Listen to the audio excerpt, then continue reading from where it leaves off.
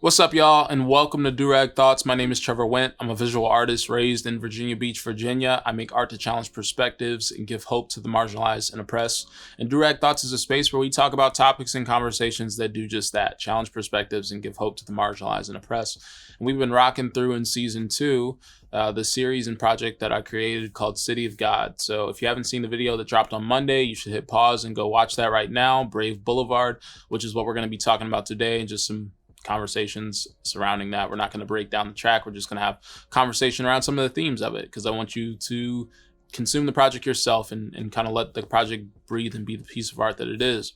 But I'm excited for this conversation. My guest today, my conversation partner, is one of my closest friends. He is a creative filmmaker, wedding filmmaker on most of the time with his creative front, but is also a Apple employee with some title that I don't remember right now because Apple has a bunch of complicated titles. But a really talented creative. He's responsible for a ton of the videos on City of God. I think half of the videos he was the DP, and then half of them my boy Paris was, aside from the couple that I shot myself.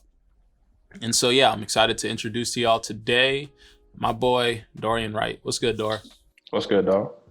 Yeah, appreciate you taking the time to function with me today as we rock through this record. That's why I'm here. Let's get active, bro. Yeah, okay. All right, so to give people kind of a background story, so basically this track is about reuniting with my pops a couple years back.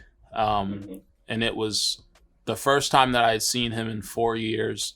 And like I say in the track for the 23 Collective, his absence is all that has remained consistent. Like, my dad was absent most of my life, just wasn't around, and my parents divorced when I was in high school, and it's just, they were separated a bunch when I was a little kid, and then officially kind of separated for the last time when I was in 7th grade, divorced when I was in 9th grade. So there's a lot to deal with, right? And so we had a strained relationship.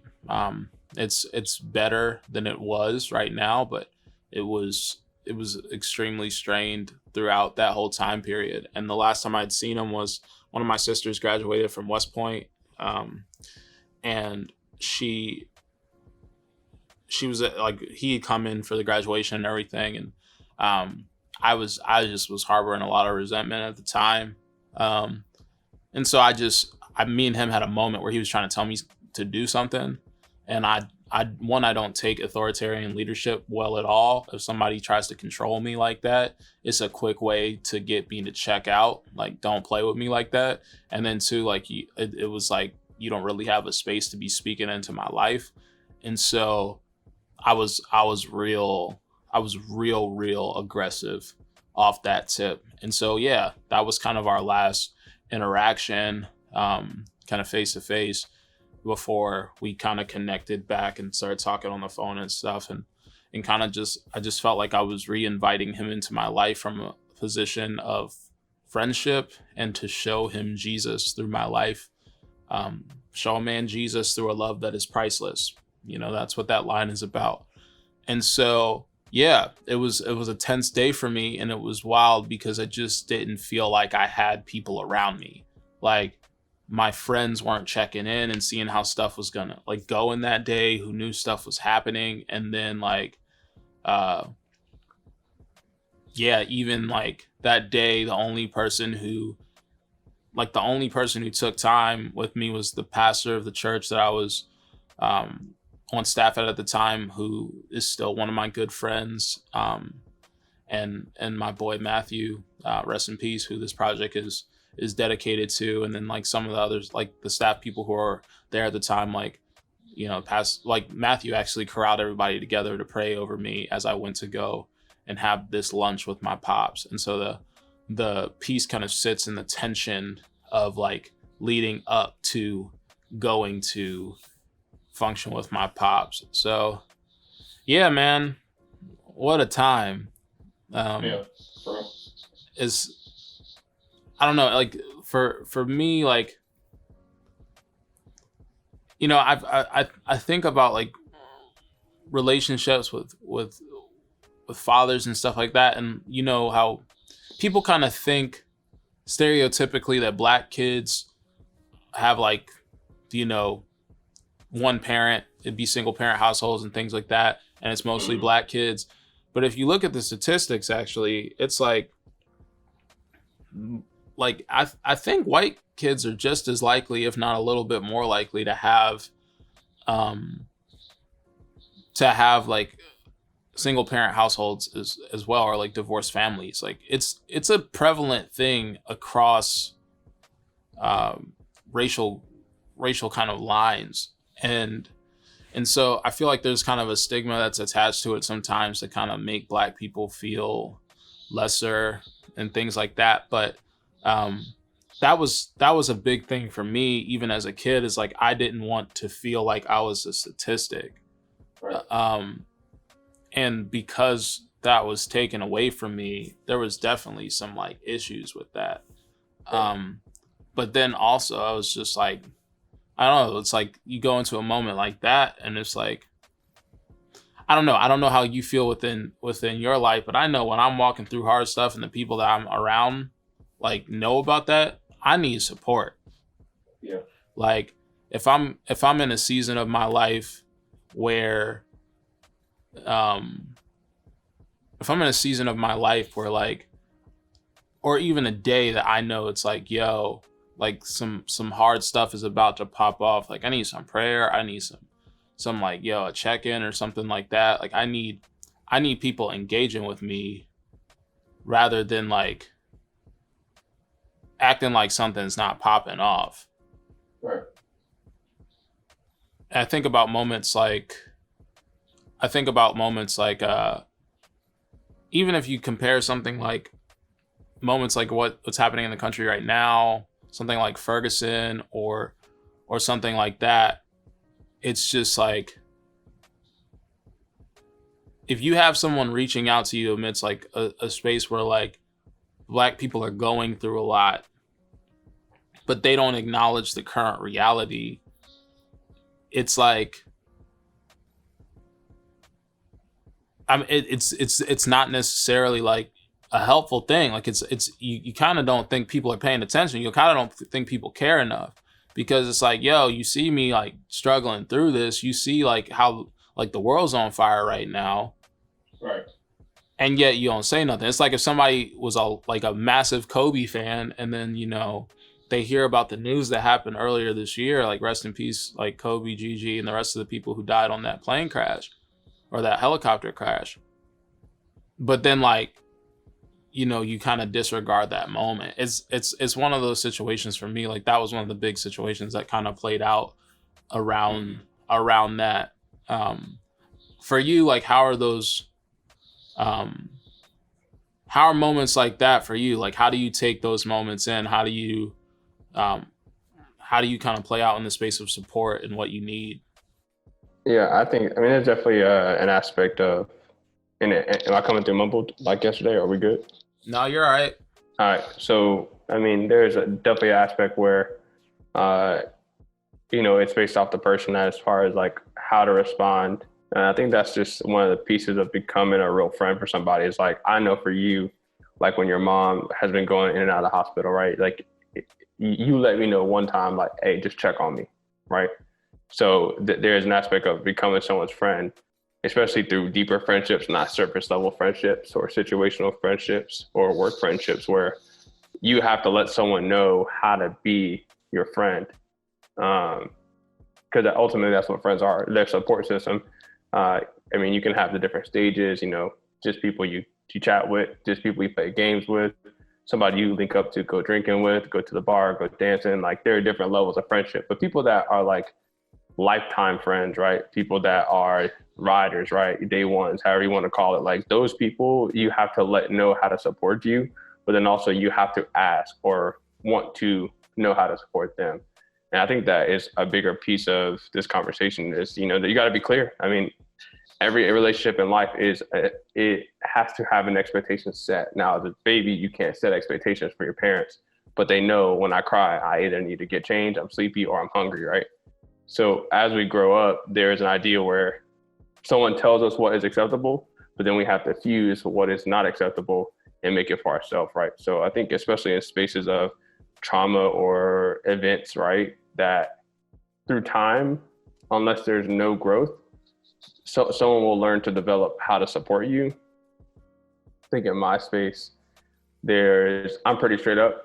I don't really change. I'm pretty consistent, and you can weigh in on that. Like I'm pretty the same, unless something's going on, and then I kind of like start to like step back. Mm-hmm. So I mean, I'm pretty straight up with my friends. I'm like, yo, like this is going on. Like I know I'm going into it. Very little catches me off guard, unless I either was lying to myself that something was going on to like deal with it, or something literally like happened out of nowhere. So usually, if I'm walking into a space of like struggle or hurt or a season of where like I don't really know what's going on, I'm walking into it with my eyes open. I'm like, yo, I know that this is happening. I need y'all to be praying for me. I need y'all to be checking in on me. And that's about it. But that's just me. But I'm pretty self-aware. You can attest to that. I know what I need and I know what I don't need. But that's just from life experiences and my parents teaching me or teaching me how to not do something through their actions.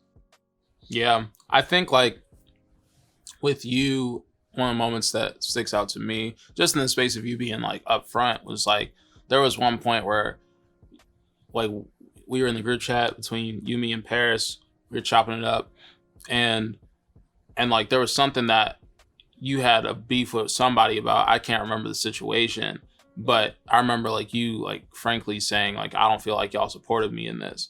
And it was something I didn't agree with you being upset about. And I was like, yo, my space of supporting you as a friend is to be honest with you. Like that's what I'm supposed to do. But like I cite that as a moment, because when you felt like you weren't supported, you let it be known. You didn't just harbor resentment or something like that. You were like, nah, this is how I feel. And it's like, even though you disagree with me at the moment, you came back later and you were like, no, y'all are right. I just didn't want to hear it. And I think one of the things that this goes back to is like, it's just communication. Communication is so important because if you don't communicate your needs, you can't expect someone to assume those roles and those positions. It's like, for me in that moment, I was like, I can't remember if I had communicated to people like, yo, I'm gonna need support. I think one of the big things for me was like, I remember like after the thing, I called up my boy Hunter and I was like, yo, you're like, one of my closest friends, and the gravity of my relationship with my pops. Like, how heavy this joint is, and you ain't even like check in. You ain't even hit me with a text like, yo, I'm praying for you. And like, he was like, his headspace was going, like, I know that day it's got to be crazy. So I was planning on checking on you like later in the week. And I was like, yeah, cuz that's not the wave. And we just had to have a conversation about that. But it was like, I'm like, the people who knew me, it was like, yo, this relationship has painted a lot of the realities that I've lived through, a lot of the pains that I harbor and rock through and have to deal with and process. And so it was like, yo, I need support. Like, I need people around me. And I think there was a level in which I expected people to understand that. Yeah. And there's probably a level where that wasn't fair. Well, and I'll say that there's a lot of pressure on like you being able to like, as the individual that is going through something, to be able to communicate over time that you need help. But I think there's also an aspect that people just need to be people and be aware that like, even if you spend 5 hours a week with somebody, you got to be able to pick up on how they function, their trends. Like, I know if something's going up when you don't post on Instagram. Like, it's like, all right, cool, what's going on? Like, there's a strategic way that you post, and if there's no story attached to it, if there's no like meme sent in the group chat, like something's going on. And like, usually within 2 days, I think especially when you are doing the editing, or something. Me and Paris like had our separate thread. I was like, yo, you talked to Trevor in a couple of days? And he was like, nah. I was like, all right, bet. Let's see what's up. You know, there's like, and I think that's in the Bible too, you know, that like, you know, in the Bible, it's more about confronting a brother, you know, and like calling out their sin. Like you can't do it by yourself, bring along two people. And after that, bring them to the council, right? They're like the idea of like coming together. Yeah, if they weren't hearing you, like if they weren't hearing the call out on the first one, like you bring in the squad. But I think there's an aspect of like, even on the lowest level of relationships, there's an idea where why wouldn't you want someone to check on you if you were actively showing that you were not in a good spot, but couldn't feel like or didn't say you needed help. But I think that has to do with the personalities of the people that you attract. And I mean, sometimes it works out that you got people that'll check up on you. Yeah. Well, I was just going to say, like, when it came to that moment, it wasn't even like I was in an unhealthy space. It was just like, I'm going into a serious moment of life. Like, if you understand the magnitude of this moment, like, this is a moment where, like, it felt like, yo, just like, there's certain things that are like, to me, I guess that moment kind of felt like it was like, man, this is kind of like an unspoken, like, of course this is important. Like, of course this is something that you should be praying about. Like I don't have to tell you that this is a real moment for you to be able to like be like, yo, I hope this goes well. Like it itself should have been enough to tell someone that they should or should not check up on you. Yeah, it's like when a significant other misses a birthday. Like, you should have known that you were supposed to do something on birthday. Like, that you can't just like act like the birthday don't exist. Like, or you forget an anniversary. Like, you know, it's like, it was like one of those moments for me. It's like, you know, my relationship with my dad hasn't been the best. And I'm going to like get lunch with him for the first time in 4 years. Like, spend time with him for the first time in 4 years.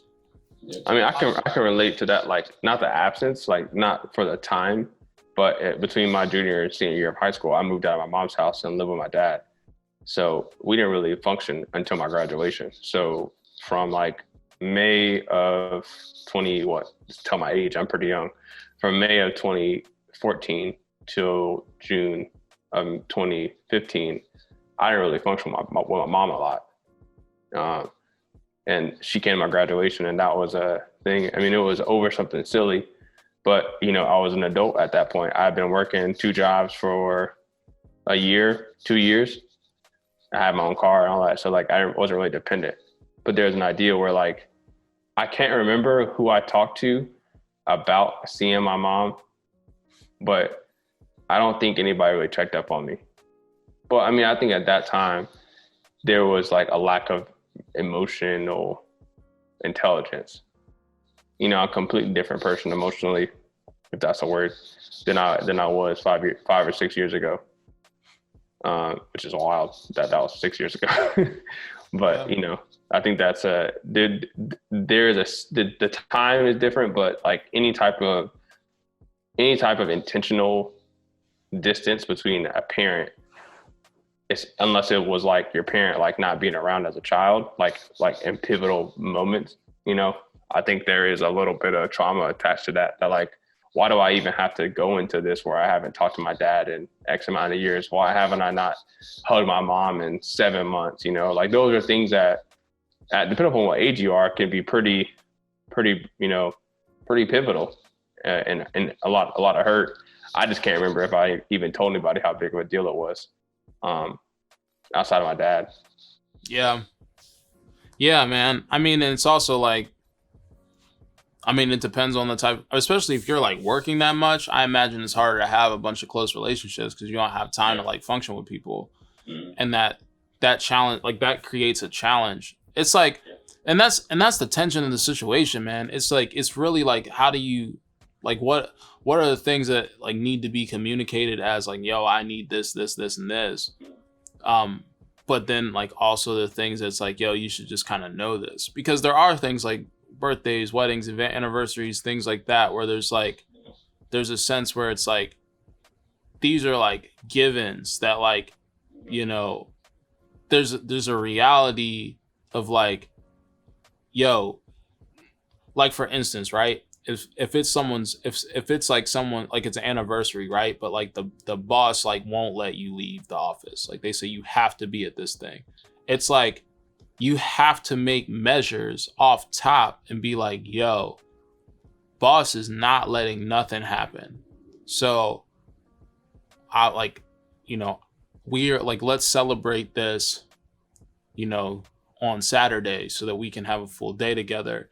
And then like to make an intentional effort to like have flowers sent or something to make that moment special, that day special. Is like you don't have to get a bunch of communication and know that like you should do something. Like, yeah, you should know how a person feels loved and cared for, and that has to be a communicated space. But it's also like there are certain things that's like, yo, this is kind of a given where you have to like make measures or at least like make an effort, right? And then there's certain spaces where it's like, you know, there's certain spaces where, yeah, it's a measure of like, all right, so like Andy Mineo, right, rapper. If you don't know who Andy Mineo is, you should check him out. But Andy Mineo was talking about his wife, Christina, I believe her name is. She kind of communicated to him like, I think it was like once a month. She was like, once a month, I'm gonna need flowers. Like, I'm gonna just need some flowers. And that's how she wanted to feel loved. And he's like, bet. And so he does it. Like, that's a rhythm that he has in life to show her that she cares. Because so there's a lady named Shauna Nequist, and like she has this quote in an article that's like quoting like a professor her husband had or something. But the idea is, she says, it doesn't matter how much you love someone, it matters that they know it. So it doesn't matter how much you love your friends, it doesn't matter how much you love your kids, it doesn't matter how much you love your significant other. Yeah. It matters that they know it, that you're communicating that love in a way that they can understand. Because you can think that you're doing all the right things in order to communicate love to these individuals, but you're not making any actual effort to see like, how does this person feel loved? Like, how does this person feel cared for? And it's like, I mean, I know for like my relationship with my pops, like he had to know that he wasn't making every effort to like make us feel loved. He might have felt stuck, like he couldn't like communicate those things, or that he was boxed out or something and there was no real way to do it. But like, or like people wouldn't talk to him or something like that. Like he might have felt so isolated to that point that he couldn't actually execute some of those things. But like he had to know that, like, you know, there like I was seeing him very sparingly. And it's like, you can't create a relationship with a child, with like a significant deep relationship with a child that's like actually like super impactful upon them positively, if you're only functioning with them a couple times a year. Yeah. And so it's like there was a lot to kind of rock through. And I don't know. I look back on that moment of time in my life where it was like, yeah, I felt like it was just me and Jesus. I'm like, all right. It's like, I actually like shot a photo series. I said, I just need to document this day. And some of those photos do appear in the video. I remember that. Yeah. And it's just like, I shot those photos because I was like, I need to tell this story for myself. And I remember like feeling this tension and just needing to like stop and take a second, and I saw like a double rainbow, right? Yeah. And you got a picture of that too, right? Yeah, it's in there, I think. Because you got the one with the keys and then yeah. And so the double rainbow was really interesting to me because it's like Noah, if you know the story of Noah in the Bible, and like Noah's Ark, like the rainbow was a symbol of like of a promise of a covenant to not destroy the earth by water again. It was like this idea that God was going to rebuild a new type situation, right? And to me, it was like, in a way, like a signaling of like new life, like a second chance, because that's what I was giving, right? Yeah. It's like, this is your second chance at a relationship with me, which it was more than really a second chance. Like the single rainbow was like 1 second chance, but it was like, you know, but in my adult life where I really got to make the decision, I got to say like, yo, you know, let's see what happens. And it's super interesting because like, you know, the documentary. So I talked to you about how like Lecrae dropped his project Restoration, and talk to you how there's some interesting kind of parallels that kind of exist within it. And so one of the parallels that shows up in the documentary surrounding Restoration but doesn't show up in the album per se itself, at least I think, I'm trying to think back to the tracks. I've listened to the album like 3 times at this point, but I can't remember if there's a track that addresses this. But like his pops, he meets like face to face like the first time, like had gotten his number or something. He was shooting. Have you heard the track California Dreamin' by Lecrae and John Gibbs? I think so. And so they shot the video for that track. I think it was like their like releases for like last summer. And they shot the video for that track in Southern California last year.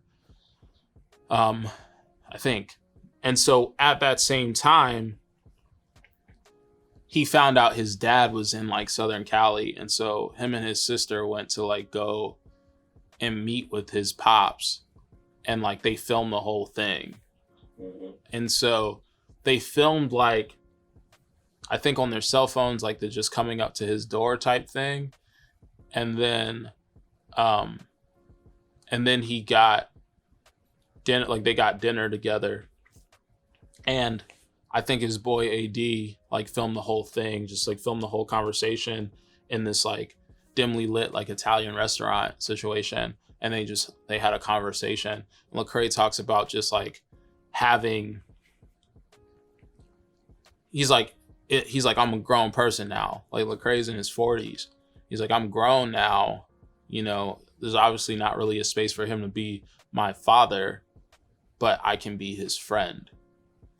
And which is a really interesting parallel with COG. It was like, I'm not looking, like I was, at that point I was 23, right? You know, I was an adult, and I understand like parents continue to have influence beyond that, but like I was raised at that point. Like you got to transition at some point, even in like parenthood, that like of someone who's been there, where it's like, it's not necessarily about a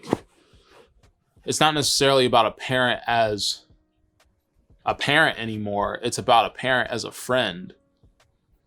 Like you have to have the mix of that, at least from what I see. Is like, because I do feel like there's an extent where like you begin to learn different things about your parents from a different perspective and angle than you did as a kid.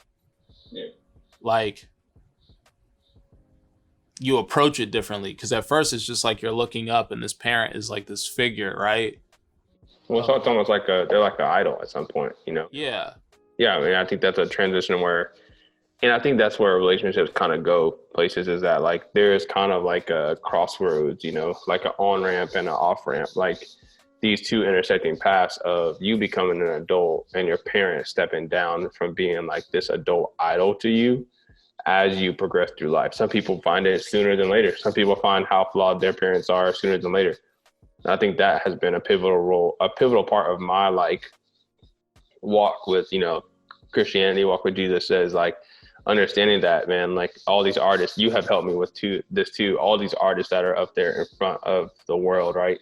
And I'm like, how can that person be a Christian? How can they do this? How can they do that? And it's like, why is my immediate thing to judge them and to judge them according to Christianity because of success and stuff like that? And I was like, well, that's the same thing that I probably struggle with too, is with my parents, you know, like the amount of hurt that has come from my upbringing, you know, like it's hurt, but all my joy and my rest was based off of what my parents either gave me or didn't. Whereas like I wasn't a Christian as a kid. I believed in Jesus, but I didn't really know. Like a lot of people have that like transition especially if you're in some type of ministry in college, where you really learn that like you are way more flawed, and the Christ and the world that you're raised in is not really what God has called us to really celebrate. So I think there is a turning point, and for me, it happened at the same time. Like, man, this is why why people are so flawed, and it's not that my mom was worse than your mom. There could be some actional things that would separate like how bad someone's parent treated them, right? But like the flawed nature of a human that just happens to be my mom, it's like, dang, this is different. So especially when you cross those paths of, okay, now I see you for who you really are. Now I have to learn to love you again, because I've kind of stopped loving you when I realized how bad you were. And I think that happened to me within like 4 or 5 years, and it was rough. So I can only imagine what it's like to do that for a dad for a longer period of time. Yeah, I mean, and even for me, I mean, I think there's even like a variety of this, because it's like for you and I, like there's trauma that's associated in the sense of that for someone who's like grew up in a 2-parent household, their parents were A1, very healthy family dynamics in that sort of way. Right.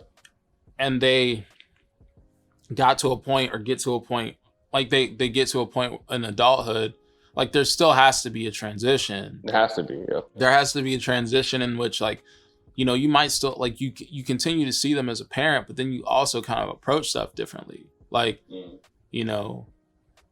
especially when parents get older and stuff and you have to start taking care of them, like there's a different approach. But like a role reversal of some sort. Yeah, it's like, is your parent like your homie in the sense too? Like, I mean, are you going to be able to just function with your parent? Like, go golfing with pops, or go skiing with moms, or like, get lunch or dinner or something. And it's not just like there's uptight, like I'm a child. Because there becomes a point where like parents start taking off the reins. Like a good parent, in my opinion, is going to like start giving their kids more trust as they age, right? Like they're gonna give their kids more like bandwidth to make mistakes and do stuff, right? And so like by the time that they're leaving for college, this kid can make a lot of the choices themselves. Like their parent hasn't lorded over them. And the people that you see while out in college, a lot of the times are people they're just held in this super strict environment, and then it just makes them want to bust, and they turn up and act a fool in college. But like when it comes to a situation where like a parent has given someone like reins of control, then they automatically are changing the dynamics of the relationship, especially when a kid is autonomous, like self-sustaining. Like you don't have that position of power anymore, and so then what? Or provider. Yeah, and so like what's left of the relationship, and how are you able to execute? Because it's like, there comes a point where like, there isn't like a kid doesn't necessarily need like a bunch of advice and stuff all the time. Like, I mean, and I think that's one of the tensions that sometimes come in spaces where like parents like reinitiate into people's lives later and kids' lives later, is that, there's probably a lot of guilt that surrounds those situations, and then they try to do parenting things. And it's like, for me, it's like, by the time this drops, like I'm 28, I'm a couple weeks from 28 right now. Like, I've lived my life, like, I've lived my like young adulthood. I've gone through college. I've gone through grad school. Like I'm a whole adult. And so it's like, it's not like I don't need advice from people and mentorship and things like that. But even like some of my like mentors who are like 70, some of my mentors who were like, in their 50s and 60s, 40s, like these cats like don't even want me to look at them as a mentor sometimes, cause they want me to look at as a homie. And it's like, yeah, it goes back to that, like, is this the person that you can just sit up and talk to about advice and stuff, or is this the person where like the game's on and you're trying to function with, or like you can go and just chill and have some dope conversation over like a glass of whiskey, even though I don't drink stuff like that because it hurts you. I don't like drinks that attack you. You should go and watch the Durag Thoughts episodes about drinks don't have genders, and you'll learn more about that. But can you just post up with somebody and function and chill, watch a movie, like go and spend time together, like bond? Like there's a level of bonding. I don't know. I feel like the parental dynamics of like what you have to have as a little kid, like they have to shift to including a lot more of a friendship than it does in the beginning. And so, well, I think there might be some struggle there too from the parent. If the parent either has some regret, the parent might have some authoritative issues in general as an individual, but then also like maybe they're flawed, or if there's like a mom and dad or however your parental situation is, like step parent, same-sex marriage, like whichever it is, like there's an idea where like, you know, there might be one other party that is overly aggressive or overly, you know, they are the one that has to be the parent and be the decision maker for so long. Or even if it's like the situation where one parent is living through the child, you know, because they might have had the kid super early and didn't get to do all the things you're supposed to do as a young person, right? So I think there's a lot there. I can say, you know, for my dad and my stepmom, 100%, like as a young child, like I was pretty much given the freedom to do what I want, but because I can't always blame it on them, but because I had so many people speaking into me. To give y'all a perspective, I have a mom and I've had a stepdad, and I have a dad and I've had a stepmom for most of my life. So that means 4 sets of grandparents, like, or 8, almost 8, like, you know, multiple, you know, having to decide where to go for Christmas, where to go for Thanksgiving, all these things. And luckily they're all in the same city, but you know, it would be terrible if they weren't. So that's my perspective of parenthood. So I've had grandmas that took care of me for years, who provided for me, who I lived with. I've always had an aunt, blood or no blood. I don't really have a blood aunt, right? But you know, there's always those things that are there, and that they allowed me to like grow up really fast. I mean, I was aware of like free and reduced lunch. I was aware of child support. I was aware of, you know, why don't I have these things if my dad is paying for this? And as a child, you know, my mom was the only person for years and a half I lived with her. And, you know, she was the only person that I could talk to hear about my dad. So take that in consideration, the way that my mom painted my dad is how I saw my dad for so long. And my grandmother, my dad's mom, who I call Mima, still to this day, still alive, and I'm really glad. But she was the only person that was like, you know, she flew out to Texas with us, first time on an airplane, and I got pictures of my photo album actually over there of that interaction. And you know, she was like, I was like, why don't I get to talk to my dad? You know, who is this person? Like, why don't I? And then she was like, Dorian, what are you talking about? Your dad loves you, you know, and it's kind of wild that, like, you know, but there's some emotional immaturity that my parents didn't have, or they were very immature when it comes to that. So I think in my later years now, you know, looking back at that being almost 20 years ago, there's an idea where that I definitely get it. And I mean, my dad and my stepmom are definitely my friends, 100%. But I think my mom definitely struggles with that I'm an adult. Yeah, I think for you, one of the things that I've seen is like, because you're one of those cats who like you said, you had to grow up pretty fast, and I imagine that there was probably a section of life, especially in like college and stuff, where people would be like, dang, like, Dorian, I never thought you were that young. Like, you're really mature for your age. And you probably wore that as a badge of honor. Mm-hmm. Well, I mean, I still struggle with it to this day. Yeah. And so, but I think one of the tension points that come with that, because I definitely had people telling me that I was mature for my age when I was younger. Now I just have people thinking that I'm younger than I am because I'm black, and black don't crack, shout out. But I think one of the things for you is like, you weren't able to be a kid as long. And that has effects on people. Like when you have to deal with the realities of the harshness of the world, on top of like, I mean, you're black, right? You know, you're Blasian for people who can't see Dorian, you know, face to face, like, or on the video, like Dorian's black, Korean, and white, right? And so, you know, Dorian has a healthy mix of cultures within him. And so like you already have the tensions of what that means and like the self-discovery that exists within that. But then at the same time, like you're not able to just be a kid.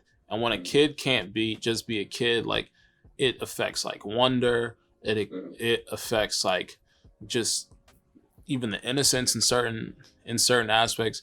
And sometimes that stuff can like build resentment and frustration and things like that. And so, you know, I think like that stuff plays out in it too, because like I know like my mom shielded us from a lot. You know, I'm blessed that I had an incredible mom, even amidst like the hell and stuff. And then my oldest sister, which I think it's so wild because like my oldest sister is, how old is my older sister over me? I don't know. I know she was in her late like 20s when because she would, let's see. So she would have been, she was born then. I'm trying not to like give her age because I know how certain people be about that stuff.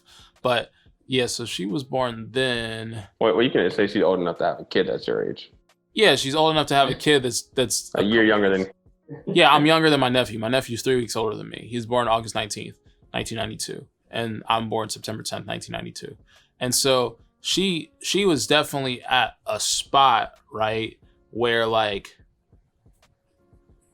yeah, I guess at that point, yeah, so she was in a position by the time that like I was like we moved in with my sister when my parents separated, like when I was 7 years old. And so my sister took a chunk of her 20s, right? Like she was within her 20s at some range, right? And said, I'm gonna hold down my siblings and my mother. Now, granted, the ride or die was instilled in her because my mom was a single parent until she married my pops. And so, you know, my oldest sister is from a different relationship, you know, and my mom's. But so my oldest sister was like took a role of like parenthood and stuff. So like we had both of them kind of like pouring into us. It was a little bit weird for me, I think, in comparison to everyone else, because my nephew and me were like the same age. And so my oldest sister, and it was just weird. It's like, you're my sister, you're not my mom. And like, I think some of my siblings like found a lot of rest in that. But I think like it was one of those points where like it was really difficult because me and my nephew Marcus, like, we're the same age, and so there was a challenge. But like we still like had them both like pouring into us, taking a role of like helping to raise us and stuff, right? While my dad wasn't around and wasn't really in the picture. And so, you know, for me, like I was graced to have like, you know, my mom and my sister being as A1 as they were and are. But at the same time, I had to be aware of the fact that like we went from living in a house in New Jersey that was really big, and my dad was, you know, making a ton of money as an OBGYN at the time. And it was like we were upper middle class, you know. I don't even know if you could say upper middle class, because if you're making a couple $100,000 a year, you're in the upper class. So we were like, well, especially back then, we were lower upper class basically. And so going from that into like living in an apartment in Virginia, like a 2-bedroom apartment with, you know, all these kids, like 6 kids, and then, you know, 2 parents in the house, you know, that's a bugged out situation. And so we had to be aware of like how stuff was changing, and like we moved to different places and stuff like that. But we like my mom shielded us from a lot of the realities of certain things, but you just know, like, when you got to go get food from the church food pantry and stuff like that, that stuff isn't particularly easy right then and there, right? And so there was a level of innocence that I wasn't able to have. Right. But that stuff, you know, and for me, it's like the only source that I'm looking to is like, well, everyone else is here right now, but like my pops is not here, cuh. Mm-hmm. And so since he was not there, it's like, well, we were caking back in the day and we ain't caking right now. So something is different. Mm-hmm. And you're not around. And so I have to think that you're part of what's different. And so it's just like, you know, there was a level of like, I was like, bruh, I don't know what's going down, but I just know that you're not here. And I think more than just like the physical, like, you know, financial situation or anything, it was more so as like your presence ain't here. Like, I'm not feeling that. Like, I'm not. And so like, I have to be aware that like these friends have parents in their, like, two parents in their household, like mom and dad in their household who are there and doing stuff. And like, you know, I go to the pool party, birthday party, function at someone's house, and it's like made clearly aware that like other parents are there and like my pops isn't. Or I go to a wrestling tournament and other parents are there, but like my pops isn't. Or my mom, and then my mom can't be there because she has to work all this extra time in order to provide for us. And so then it's back to like, cuh, this is you. Like, we would not be in this situation if this is not you. And so then it's like, I'm rocking solo dolo in a lot of situations, and it just takes away innocence. And then when you take away innocence like that, it's just like, yeah, it takes a lot. And yeah, I mean, I'm not here to like give nobody advice on like how you need to rock in them situations, because I'm not a therapist, I'm not a licensed counselor or nothing like that. But I do think that it was healthy for me, in a sense, to just show the man grace, you know, to actively practice forgiveness. It's like forgiveness is not some momentary decision where it's like, I forgive you. It's like forgiveness is a choice. Like, you have to continue choosing that. Forgiveness is as much like displayed continual actions as love is.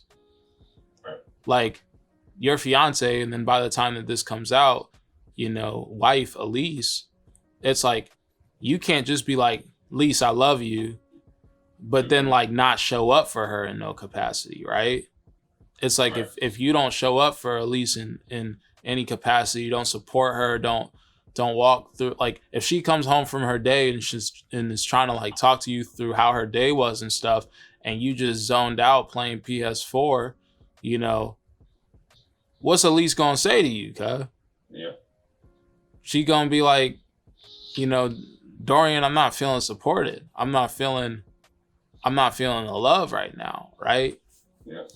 And so, yeah, man, I think about that as like with forgiveness, like, you might not want to be practicing this, and especially with like long sustained trauma, if you're choosing to forgive someone, you've got to like actively choose, yo, with what I've rocked through in this aspect of this. And then especially as you process through and unearth certain things, is like you get older, maybe you're in therapy talking through stuff, or you're like just reliving some of your childhood in order to process and think through some of the things that you've rocked through. There's a continual choice to be like, oh, I have to forgive you for like missing my graduation. Right. I have to forgive you for, you know, never seeing me play baseball. I have to forgive you for, you know, not being there to help me with my homework. I have to forgive you for not being there when that kid beat me up in the playground. These are all hypothetical situations. I ain't get beat up in no playground. I ain't no sucker like that. No, sorry. For those who've been beat up in the playground, you're not a sucker. You just didn't have them hands. But like, these are just different hypothetical situations. But like when you walk through those processes, there's a level of like having to figure out and process through and think about, okay, I have to make the active choice to like forgive you in the midst of this situation. For you, Dorian, like when it comes to like rocking through some of the stuff that you experienced as a kid and like thinking through like what it takes to have a relationship or forgive or continue to choose forgiveness, like what does that look like for you? Yeah, I definitely think that there is a level where like, and I mean, as far as like what's been going on with like my mom over the years and how that's impacted my relationship, there is an idea where you really got to know what's going on in your head. And if you don't know, you got to find people that can help unlock that. So if you don't have friends that are close enough to do that, you got to go to therapy, especially if there is hurt. I struggled and still do sometimes, with equating, things that might happen with the least to, like the hurt that I've got from my mom. And that's not fair for her, right? Even though there's similar actions, this is not something that's been going on my entire life. It's only been going on for, almost 3 years. So why am I not giving her the same grace that I would someone else on the street if they did this to me? If anything, I should give her more grace because I'm choosing to spend my life with her, right? So, I mean, operating in the forgiveness realm, I definitely think it's an active decision. Personally, like you said earlier, I was like, remember when we had that conversation, I was like, yo, I don't feel like y'all have my back. That's just how upfront I am as a person, just because there's nothing up for discussion if you know exactly how I feel, So if someone hurts my feelings, like, yo, bro, that really sent me, I think it damaged our relationship and we got to work together to fix this. Are you cool with this? Oh, you're not cool with this? All right, bet. Well, hit me up when you want to talk. Like there's like an active pursuit if it's a two-way street. But if it's a one-way street and someone doesn't want to get on top of their feelings, that's fine. Like unless it's like an involvement like you or Paris or any of my boys that like, oh, what did I do? And is that bad? You don't want to talk to me? All right, bet. Like I might hit you up next month, but we're gonna get to the bottom of this, right? So I definitely think there is a case-by-case basis, but as far as how I approach like forgiveness, man, I think it's just a lot easier for my heart to rest if I just forgive, because man, like I wear my emotions on my sleeve, and if I'm in a bad situation, everyone's gonna know it. I mean, you've called me a thermostat for a long time, and if I'm not having a good day, everybody knows it, and depending upon who it is, it's gonna affect the people around me, even if it's an active participation or not. So, in my heart, as far as like, especially growing as a Christian, like understanding that I'm sinning all the time. And like, there's an idea where even though I'm trying to be a better person, to love people better, I'm still sinning against God in some way, shape, or form. Be it lusting, be it my money, my finances, my trust, idolatry, all those things. So if God can forgive me of my sins and give me a new slate every day, why can't I do that for someone that has only harmed me on a horizontal level? Like he hasn't spiritually harmed me, like that person has not hurt me that bad. But that's just my take. It's not something that has happened over like instantly. But I sleep better when I just have an open heart and allow stuff to flow in and out of it instead of holding on to it. Because ultimately, I think that someone said like holding a grudge is like drinking the poison and hoping the other person dies. It's just like it doesn't really work out in your end. So yeah, I think it's important in the space of like, if we're talking about conversations about like, walking through therapy and things like that, it's like, friendships, like I don't even think like friendships are a replacement in the sense of therapy. Like we all need support and stuff. Like we all need people to process things through, at least I think. I mean, it's even if you're an internal processor, there's probably some level in which like someone has to talk something out. But I also think like, I was talking to one of my friends about this recently. It's just like, I'm not a licensed therapist, I'm not a clinically trained individual who's like has an understanding of like the workings of the mind.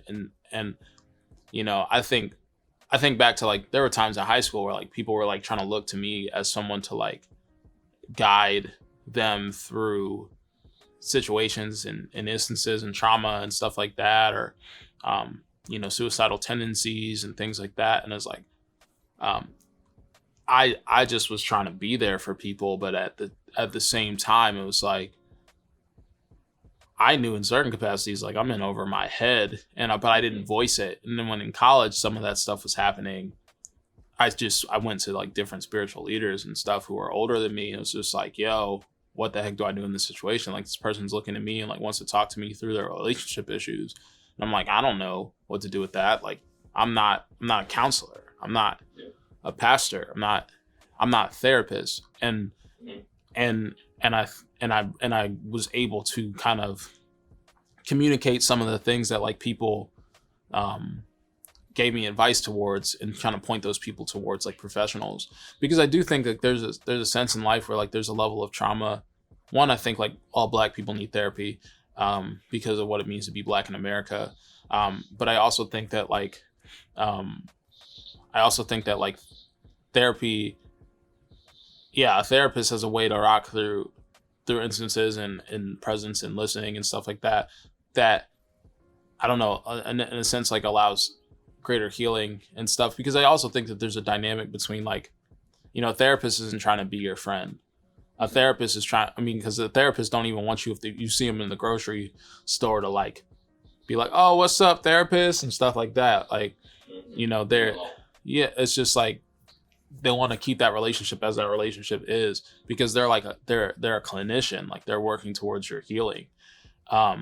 While a friend, like the friend that's a psychologist, I've seen plenty of people be like, yo, don't be therapizing me right now. Like, don't be like, don't be trying to like fix me right now. Like, you just my homie. Like, let's just talk about this stuff, rather than like, how does that make you feel? Or let me like, you know, walk through these things in these certain capacities. Right. And so I think about that when it comes to some of these thoughts and conversations, you know, and then just recognizing that like, I think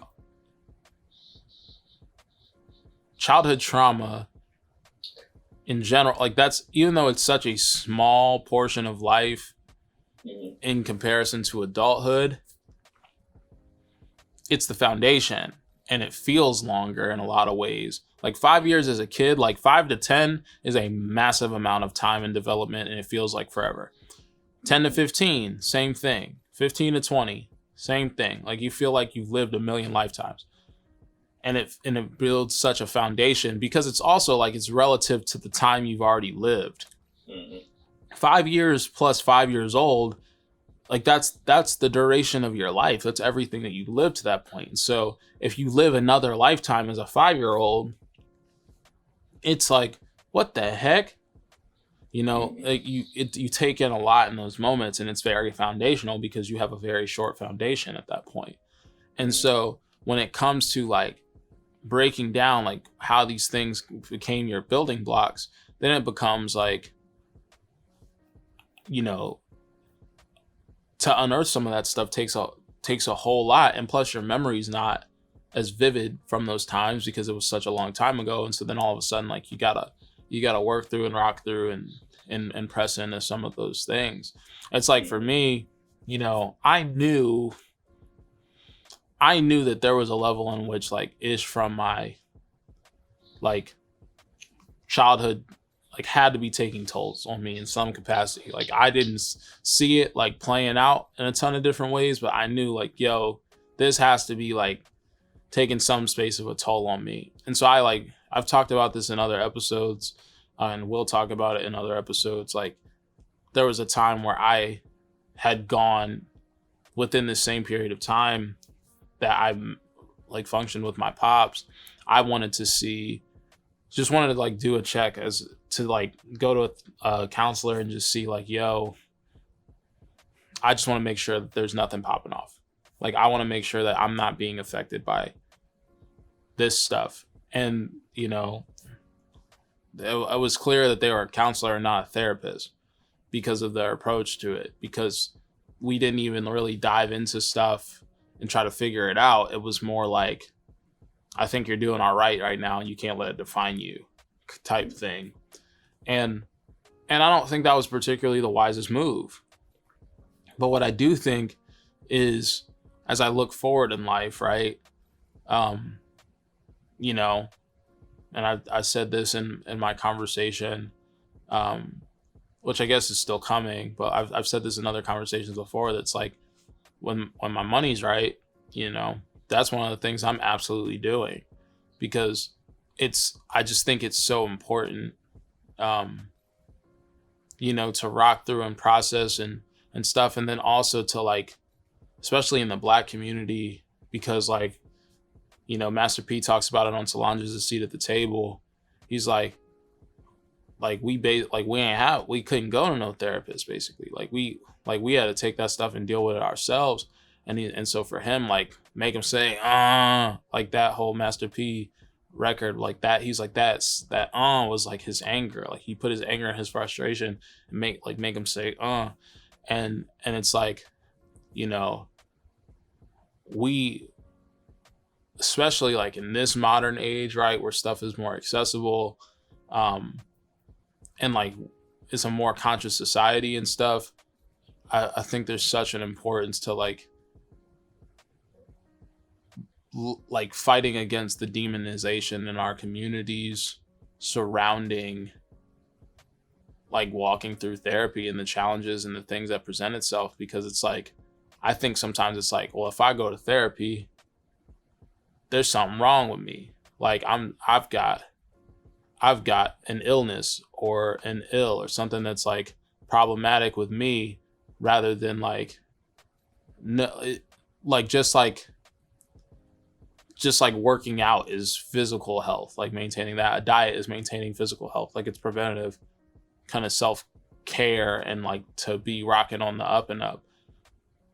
We kind of view mental health sometimes as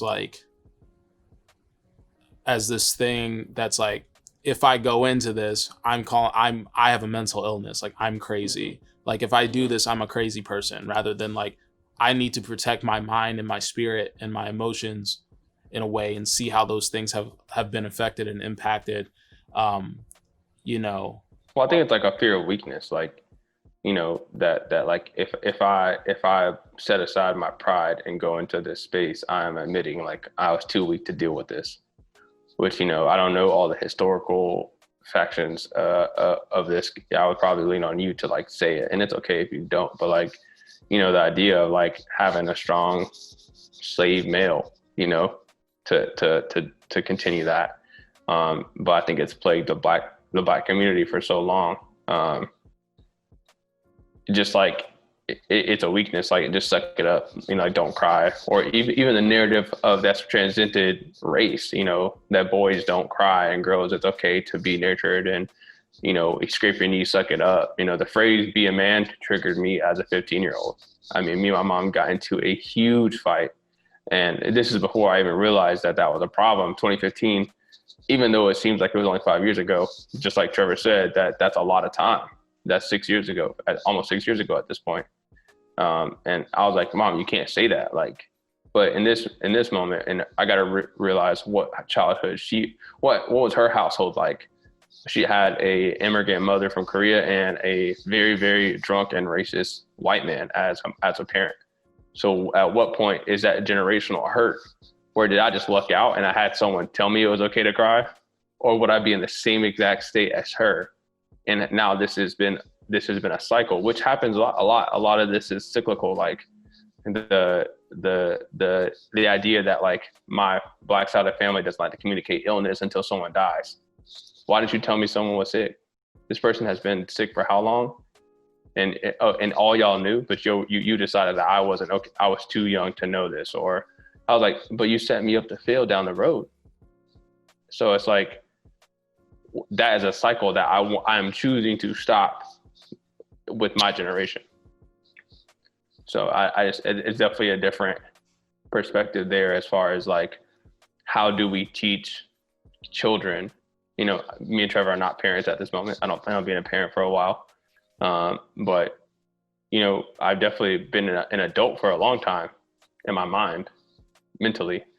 So like, you know, where do we draw the line for our kids down the road, and how do we show them? And like I said, I love my parents to death. I'll talk about them all day long if someone asks me about them. But I love them because they showed me a lot of what to do, but more so they showed me what not to do, and that's okay. Thanks for the leg up on society. Yeah, I think sometimes it's like people that made me think about something else completely. I remember when I was leaving the church that I was on staff at, to move to Raleigh, in like 2016, early 2017. I was leaving, and I remember like one of my friends in Bristol was trying to convince me like to stay there because it's like you could learn so much about being a pastor from like seeing all this turmoil and stuff that's going on in this church and like learning how to overcome it or something. And I stopped and I looked at her and I said, my dad wasn't around my whole childhood, basically. I've learned my entire life to be a man how to be a man by not seeing someone be a man around me. I don't want to learn like that anymore. I would like to learn how to do something properly by seeing it properly done. And it was like a mic drop moment for me. And I knew it even in the moment that I said it, because like you don't have to learn by seeing negativity. And it's like shout out God's grace in a situation where you do, but it's like, and like to overcome, like you talk about like loving your family in spite of those ills. But it's also like, yo, for me, because I never want to be caught in that cycle, because I think that's a cycle. If someone doesn't address that, they continue to put themselves in harmful situations and just say, I'm going to learning by not doing what I'm seeing that's wrong.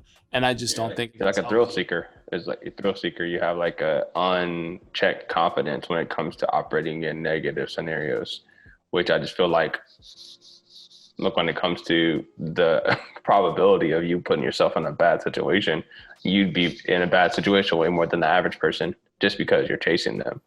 You know, the trial by fire, learning by getting thrown in the flames is cool sometimes. But if you ask somebody somewhere, I've learned a lot by being thrust into something.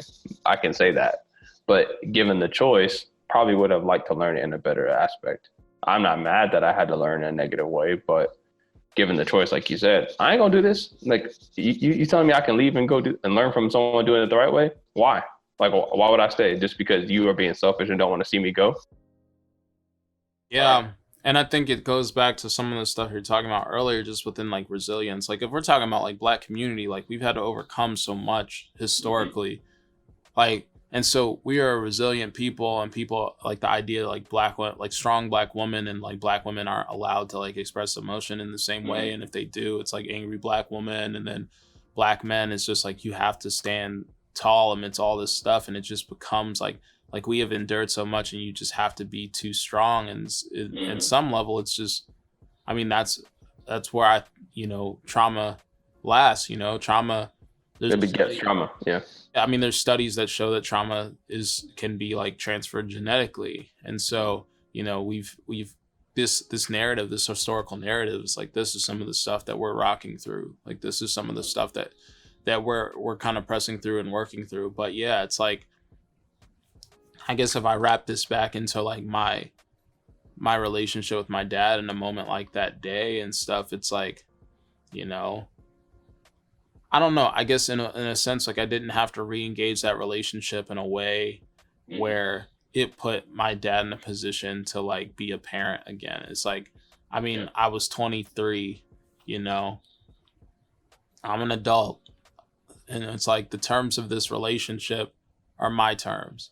Like us getting back to like to us a sense of like reunification is my terms. And in real talk, it's like people who are like considering like reuniting with a parent or whatever else, trying to repair those wounds. Like not all parents are people you should reunite with.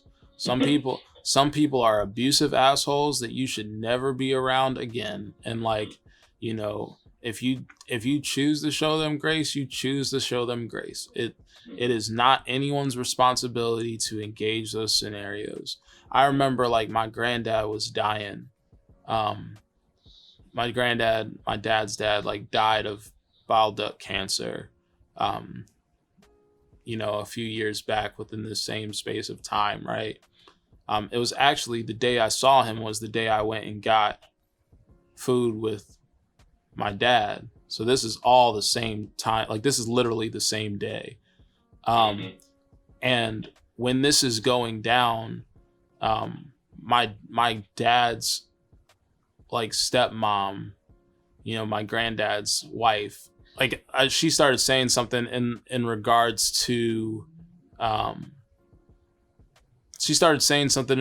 like, it's been a long time, and I'm like, yeah, and said something about my siblings, like, I don't know, like my siblings not being there or something like that, and then said something like, I said something back to her like everybody has their own process, like everybody's going through their own journey, and she like popped off at me and was like, boy, do you want me to sit you down in here and tell you everybody's going through their own thing, blah blah. Now granted her husband's dying, and so like, she probably not like particularly, in a good frame of mind at this point, but it was like yo, I don't even have to be here, cuh. Like, I don't like this is out of my choice. Like, and any of my siblings who don't want to do this, like that's up to them, cuh. This has nothing to do with you. And so it's like there's a level in which like not everything needs to be re-engaged. Not everything needs to be reinstituted. Like restoration doesn't mean reunification every time. Sometimes it's better that like there's closure and stuff moves on and stuff, because it's just like relationships, cuz some relationships should be cut off. Some people should break up and never be back together. Like some people should end stuff. And so I think there's an awareness that needs to come within those, like that has to come in the midst of those spaces. Like there's some spaces where it's like you can choose to re-engage or not. There's some spaces where you can work towards restoration and things like that. And forgiveness doesn't always mean that you have to like be together again. Forgiveness doesn't mean you always have to have that person in your life again. You can forgive someone and say, it's better that you not necessarily be in my life. So. Yeah, I think that only starts, and I mean, I'm not saying that someone can't just start repairing relationships or deciding if it's worth it, but I think a lot of that has to do with like self-worth and like knowing you got to be at least on a journey yourself before you start correcting other stuff. And correcting that relationship might be a step in your journey to find yourself, but there's a lot of like soul searching that, oh dang, look at that sun, it's crazy. There's a lot of that journey where you got to know what's going on with yourself first, be it therapy, right? Be it, counseling. I've started it just with our like IM, with our insurance. I can type in, do it on my own time. And obviously we're still in Corona, so I'm not going to see nobody that I don't have to. So there's an idea where, sheesh, let me sit back. There's an idea where that you'll have to figure it out yourself. My journey, Trevor's journey, is different. There can be commonalities, even especially when you like talk about like hurt. Like, not saying there's a playbook for hurt, right? But you can find a similarity in someone's conversation. But no matter what, it's going to be different because of the personality types of the people involved in it, and there can be encouragement for the audience to figure out what's going on with you. But these are just two stories from two flawed individuals. And that it's not going to be the same for you. But know that there's a light at the end of the tunnel. if you find out, you know, what's good for you. Yeah, I mean, restoration is a process. A restoration of yourself and healing through your own wounds is a process. And if you're trying to heal through your own wounds, you're trying to like, you know, get to a healthier space of what it means to be you as a human being. The reality is that, you know, everyone experiences situations differently. Like, you know, people might sit in the same classroom all year long and have a completely different experience, with a teacher, have a completely different experience with a student, et cetera, et cetera. And so it's just people are enduring life and walking through life in different ways. And so, yeah, I mean, it's to have the right voices around you, or try to get the right voices around you. And then, to make a decision, you know, how am I going to handle this situation, and seek guidance and wisdom and things like that. But then, yeah, especially with a situation where it comes to like trauma, like childhood trauma, lifetime trauma, and things like that, not everything needs to be re-engaged. Not everything needs to be restored to some particular place. Like, you know, sometimes like there are situations like divorces are important, because I don't like, if someone's being abused, someone's being molested, beaten, things like that, like they should not be in a relationship with that person, you know?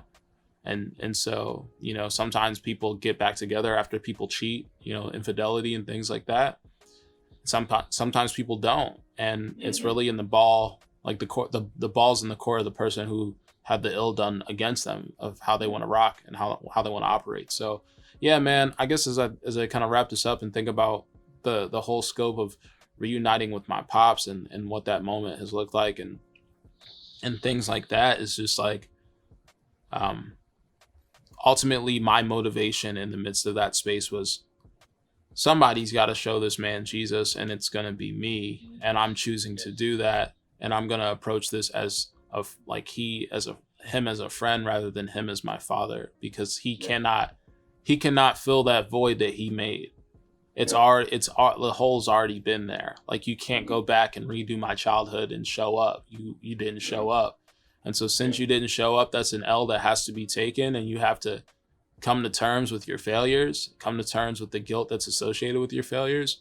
And then we can build something new, but we cannot restore, like we cannot repair the past. Like, we can't fix what has already happened. Like, I can repair how the past affected me, but I cannot go back and change the past. Right. And I think that's the reality of it all. So yeah, I think that's a word, man. Yeah, man. So you want to plug your socials or whatever? Yeah, I mean, it's not much creative has been going on in the Rona, but you can follow me on Instagram at _smartguy, the same way that the character on Sister is named. So if you got questions, hit me up about my story. I'm pretty open. There isn't a lot of walls as far as like emotion. If you got questions about being multiracial, you know, and how to operate, code switching, all those things, you know, Trevor has helped me kind of find myself, but also I've helped a lot in, you know, like telling my story. So I don't do it creatively. I don't do it on videos or YouTube. I'm a proximity person, and that's just how I like to function. So just hit me up on the DMs if you need me. Turn out. Bet. Well, appreciate you, dog. Appreciate y'all listening today. Tune in for Monday for the next video in the series, City of God, and then tune in a week from today to hear the next Durag Thoughts, where we'll be talking about what drops on Monday. And I'll catch y'all on the flip. Be easy, be safe. Peace.